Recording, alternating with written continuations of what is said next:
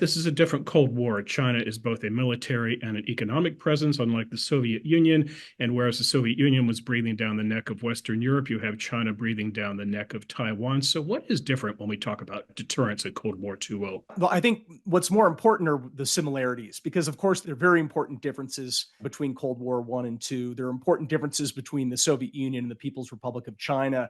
But if you look at the similarities, you start to appreciate the kind of strategy that we need to employ in order to win Cold War II and to prevent it from becoming World War III. Henry Kissinger, as you've often noted, Neil, a few years ago said, I fear that we're in the foothills of Cold War II. I actually think we're now moving just over the past year in particular into the foothills of a great power war that Beijing and its axis of chaos is leading us into, because they're pushing against an open door. They're finding that we are unwilling as democracies to effectively deter or credibly deter.